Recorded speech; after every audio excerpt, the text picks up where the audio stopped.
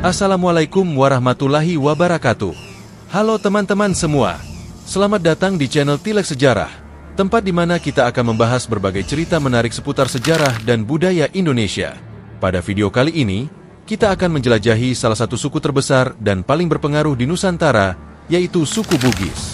Suku Bugis memiliki sejarah panjang yang kaya akan petualangan, keberanian, dan tradisi yang masih terjaga hingga saat ini.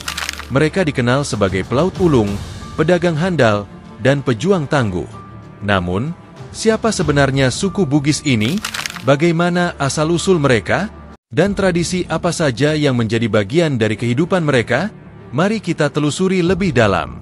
Teman-teman, suku Bugis berasal dari Sulawesi Selatan, tepatnya dari wilayah pesisir dan pedalaman yang membentang di sekitar Bone, Wajo, Sopeng, dan Luwu. Dalam catatan sejarah, istilah Bugis berasal dari kata Tuugi, yang berarti orang-orang Ugi. Nama ini merujuk pada raja pertama mereka, Lasatumpugi. Seiring berjalannya waktu, nama ini berubah menjadi Bugis yang kita kenal sekarang. Pada sekitar 500 SM, Nusantara didatangi oleh suku-suku Deutero-Melayu dari Asia, khususnya Yunan. Dalam gelombang pertamanya, terdapat nenek moyang suku Bugis. Nama Bugis berasal dari kata Tuugi, yang artinya orang Bugis. Nama Ugi merujuk pada raja pertama kerajaan Cina yang ada di Pamana, Wajo, yaitu Lasatumpugi. Rakyat di kerajaan tersebut menamakan diri mereka Tuugi, yang juga berarti pengikut Lasatumpugi. Lasatumpugi memiliki saudara bernama Batara Latu. Lasatumpugi juga memiliki anak bernama Wicudai, sedangkan Batara Latu memiliki anak bernama Saweri Gading. Kedua anak mereka lalu menikah dan melahirkan beberapa anak. Salah satu anak mereka bernama Lagaligo yang menciptakan karya sastra terbesar di dunia sebanyak 9.000 halaman.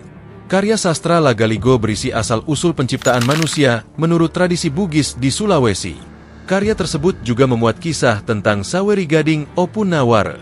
Seiring zaman, keturunan mereka menyebar, mengembangkan kebudayaan, dan membuat kerajaan-kerajaan. Bugis adalah suku yang tergolong dalam suku Deutero-Melayu. Suku ini masuk pada gelombang migrasi pertama dari daratan Asia, tepatnya Yunan. Suku Bugis merupakan kelompok etnik pribumi yang berasal dari Provinsi Sulawesi Selatan. Salah satu tokoh ternama yang memiliki keturunan Bugis adalah mantan Wakil Presiden Indonesia, Jusuf Kalla. Lantas, bagaimana asal-usul suku Bugis? Leluhur suku Bugis merupakan bangsa Deutero-Melayu yang masuk ke Nusantara sekitar tahun 500 SM, dan merupakan gelombang kedua setelah bangsa Proto-Melayu pada 1500 SM. Asal nama Bugis berasal dari kata Tuugi, yang berarti orang Bugis. Kata Ugi mengarah pada raja pertama di Pamana, Kabupaten Wajo sekarang, yang bernama Lasatumpugi. Merujuk pada nama raja mereka, rakyat pun menjuluki diri dengan nama Tuugi atau pengikut Lasatumpugi. Lasatumpugi merupakan raja pertama kerajaan Cina, tetapi dia tidak memiliki hubungan dengan negeri Cina yang ada di Tiongkok, melainkan sebuah sebutan untuk wilayah kerajaan Bugis kuno, yakni Kedatuan Cina. Menurut sebuah naskah kuno bernama Ilagaligo, ada dua kerajaan yang berpengaruh di Sulawesi Selatan, yaitu Luwu dan Cina. Dulunya, kerajaan Luwu merupakan kerajaan yang masih mendominasi, tetapi Kedatuan Cina yang kelak menjadi Pamana seakan lenyap dari sejarah pada abad ke-16. Selain itu, ada pula sebuah kisah yang tertuang di dalam naskah Ilagaligo yang bertajuk Saweri Gading Opunaware. Kisah Saweri Gading ini tidak hanya dikenal dalam tradisi masyarakat Bugis, melainkan juga dalam tradisi masyarakat Luwuk, Kaili, Gorontalo, dan beberapa tradisi lain di Sulawesi seperti Buton. Disebutkan bahwa komunitas ini berkembang dan membentuk beberapa kerajaan. Kemudian, masyarakat tersebut mulai mengembangkan kebudayaan, bahasa, aksara, dan pemerintahan mereka sendiri. Suku Bugis sejatinya bekerja sebagai seorang petani, tetapi mereka juga berlayar menyebar ke Nusantara melalui jalur laut.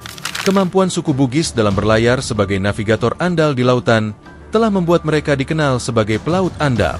Salah satu hasil kebudayaan suku Bugis yang paling terkenal adalah perahu pinisi yang dibuat secara tradisional dengan menggunakan tangan. Dalam perjalanan sejarah, suku Bugis memainkan peran penting di Nusantara. Mereka dikenal sebagai pelaut pemberani yang berlayar hingga ke berbagai penjuru Nusantara, bahkan sampai ke Semenanjung Malaya, Kalimantan, dan Australia Utara. Kemampuan mereka dalam berdagang dan berlayar menjadikan mereka salah satu komunitas maritim yang paling disegani. Tidak hanya dalam dunia pelayaran, Suku Bugis juga memiliki peran penting dalam politik dan militer. Pada abad ke-17, kerajaan Gowa dan Bone menjadi pusat kekuatan Bugis, yang kemudian bersaing dengan kekuatan besar lain seperti VOC. Tokoh-tokoh seperti Sultan Hasanuddin dari Gowa dan Arung Palaka dari Bone adalah contoh figur berpengaruh yang membawa nama Bugis dalam kancah sejarah nasional. Sejarah Bugis diwarnai dengan perubahan-perubahan yang signifikan sehubungan dengan pertikaian antar kerajaan, masuknya bangsa Eropa serta penyebaran Islam. Keturunan Bugis yang telah menyebar mendirikan kerajaan Luwu, Bone Wajo, Sopeng, Supa, Sawito, Sidenreng, dan Rapang. Dari kerajaan-kerajaan tersebut, Luwu merupakan kerajaan tertua. Mereka juga berhubungan dengan suku Makassar dan Mandar melalui pernikahan. Namun, kerajaan-kerajaan yang jumlahnya cukup banyak itu memicu beberapa perselisihan. Berikut di antaranya. 1. Kerajaan Bone diawali dengan pertikaian selama 7 generasi, hingga kemudian muncul seorang tumanurung yang dikenal dengan nama Manurunge Ri Matajang. Tokoh ini diangkat sebagai raja dengan nama Arumpone oleh 7 raja kecil yang kemudian membentuk semacam dewan legislatif bernama Ade Pitue. 2. Kerajaan Sopeng diawali dengan kemunculan raja kembar, yaitu Menurunge Ri Goarie, perempuan, di Sopeng Ri Aja dan Latemamala Menurunge Ri Sekanyili, laki-laki, di Sopeng Ri Lau. Namun akhirnya mereka bersatu dalam kerajaan Sopeng. 3. Kerajaan Wajo diawali dengan komune-komune yang berkumpul di Danau Lampulung Eng dipimpin Puange Ri Lampulung. Setelah pemimpinnya meninggal, mereka pindah ke Boli. Kemudian datanglah Lapauke, pangeran dari Cina, Pamana, dan mendirikan kerajaan Cinotobi. Setelah 5 generasi, Cinotobi bubar dan terbentuklah kerajaan Wajo. Munculnya berbagai kerajaan menimbulkan konflik perbatasan. Salah satunya adalah perang antara Bone dan Luwu, yang dimenangkan Bone. Kemudian Luwu beraliansi dengan Wajo. Tiba-tiba Gowa menyerang daerah-daerah tersebut. Untuk menghadapi Gowa, maka Bone, Wajo dan Sopeng membentuk aliansi Telum Pokcoe. Ketika VOC masuk, Gowa merupakan kerajaan besar yang menjadi pesaing VOC, bahkan terlibat beberapa kali peperangan. Namun banyak kerajaan-kerajaan kecil yang tidak mau bergabung di bawah Gowa. Akhirnya pemimpin Bone, yaitu Arumpone, ditahan di Gowa. Ini mengakibatkan perlawanan dari Arung Palaka dan Turatea. Perlawanan tersebut melemahkan kekuatan Gowa yang dipimpin oleh Sultan Hasanuddin. Dalam suatu pertempuran, benteng Somba Opululu lantak sehingga Gowa terpaksa menerima perjanjian Bongaya dengan VOC. Jatuhnya kerajaan Makassar pada tahun 1667 membuat banyak orang Bugis menghindar dan bermigrasi ke Selat Malaka. Pada tahun 1710 berdirilah kerajaan Bugis di Selangor, Malaysia. Komunitas Bugis juga menyebar hingga ke Riau.